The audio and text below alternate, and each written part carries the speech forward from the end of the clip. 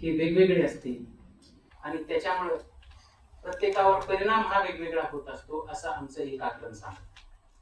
या ठिकाणी स्त्रीवादी अर्थशास्त्रज्ञ जर असल्या तर त्यांनी स्त्रियांवर काय परिणाम होत आहे याचा त्यांच्या अभ्यासातून त्यांनी जसं ज्या पद्धतीने जे ती घोष विश्लेषण करतात त्याच्यातून एक नवीन माहिती पुढे आली असती का असं मला वाटतं. आणि त्यामुळं हा जो काही जीएसटीचा विषय आहे ते बघत असताना ज्या पद्धतीने जागतिकीकरणाला मानवी चेहरा दिला पाहिजे असं त्या कालखंडात म्हणण्याची वेळ येत होती, त्याच पद्धतीने या जीएसटीला पण काही मानवी चेहरा देता येऊ शकतो का? कारण की प्रत्येक स्त्री ही वेगवेगळी आहे. आपला जो विषय आहे तिचं आर्थिक वास्तव वेगळं आहे, सामाजिक वास्तव वेगळं आहे आणि त्यामुळं तिच्या पद्धतीने त्याच्यामध्ये काही बदल करता येऊ शकतात का, अशा काही नवीन पॉलिसी येऊ शकतात का, ते पण विचार केला पाहिजे. आम्ही काही त्या विषयाचे नाही म्हणून आम्हाला तितकंच माहित नाही, त्याचा अर्थ तो विषयच होऊ शकत नाही का, असा पण मला प्रश्न पडलेला आहे. कारण की सगळ्यांसाठी सगळंच वास्तव एकच आहे का, इथून ह्या विषयाची सुरुवात झाली पाहिजे.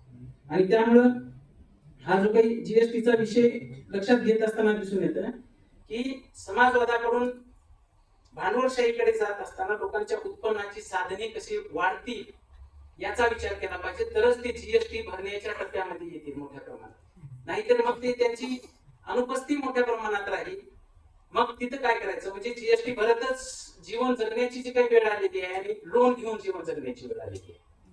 हा जो काही भांडवलशाहीचा सध्याचा जो काही कालखंड आहे त्या कालखंडामध्ये आपण मेनस्ट्रीम म्हणून ज्यांच्याकडे पाहतो ते वर्चस्ववादीच आर्थिक विचार आहे का, आणि मग याच्यामधून समाजवादी विचारातून काही ह्या जीएसटी कडे काही पाहता येऊ शकतं का, या दृष्टिकोनातून काही विचार जर झाला असता तर फार अधिक चांगल्या पद्धतीने.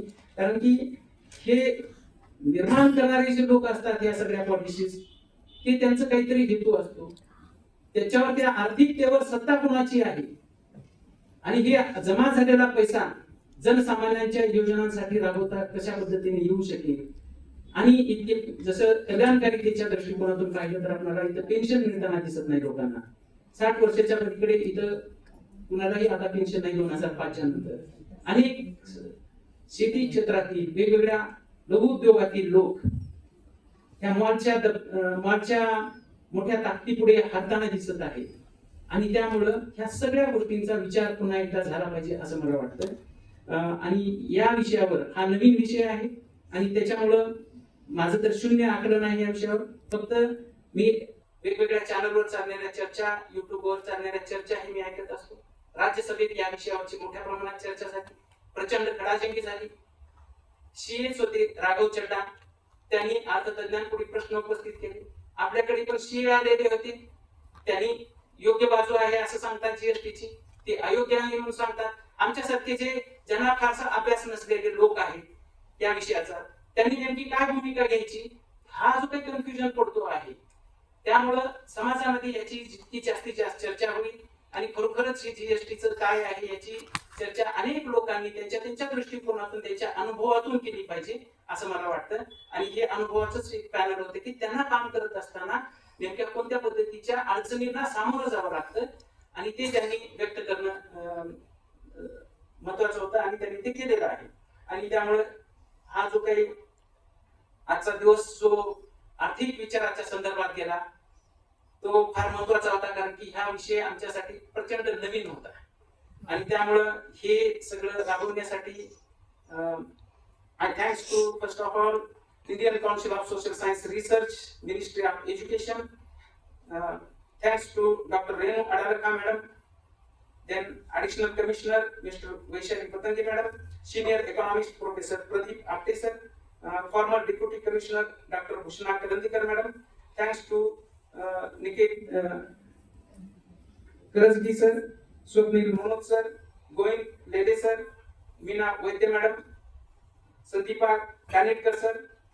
गोविंद लेडे सरांची ओळख सांगताना मी ते IDBI चे ते डायरेक्टर राहिलेले आहेत सर, मोठ्या पदावर राहिलेले आहेत, त्याच्यामुळं त्या अनेकांची ओळख करत असताना तो विषय राहिला असेल. पण बँकेच्या अधिकाऱ्यांच्या दृष्टिकोनातून ज्यावेळेस हे आम्ही ऐकतो त्यावेळेस ते फार महत्वाचं होतं, कारण की आमची भेट होत नाही बँकेच्या अधिकाऱ्याची, त्या क्लर्कची होत असते, पण मधला माणूस काय विचार करत आहे ते ऐकत. Thanks to doctor G Shyamala madam, त्यांनी ही हॉल दिलेला आहे आणि पुढे पण आम्ही वेगवेगळ्या कार्यक्रमावर आम्ही तुमच्याकडे येणारच आहोत. त्याच्यामुळे आपला सन्मान कायमस्वरूपी असणार आहे. Thanks to all participants. तुम्ही सर्वजण या ठिकाणी उपस्थित राहिलात. 175च्याही पलीकडे इथं नोंद झालेली होती, त्याच्यापैकीचे तुम्ही आहात. त्यामुळे तुम्ही हे महत्त्वाचे आहात आणि आमची जी काही धडधड वाढली होती ते तुम्ही थंड केला. त्याच्याबद्दल तुमचे फार मोठे आभार. Thanks to doctor Anga Tambe madam, doctor Surabhi Jain madam, doctor Bore madam, Swati Dayalrai madam, Anant Chakre madam, ह्या सगळ्यांनी हे सगळं नियोजन मागच्या 1.5-2 महिन्यापासून हे कायमस्वरूपी कंटिन्यू चालूच आहे आणि त्यांनी केलं. त्याच्यामुळं मला त्यांचे फार मोठे आभार मानावे वाटतात. थँक्स टू राहुल आणि त्याचे कलिग ज्यांनी हे जे फूड आणि चहा दिलेला आहे. आणि अशा रीतीने हा कार्यक्रम संपलेला आहे आणि आपण सर्वांनी चहासाठी बाहेर बोट चहा घेण्यात यावा अशी विनंती करतो. धन्यवाद.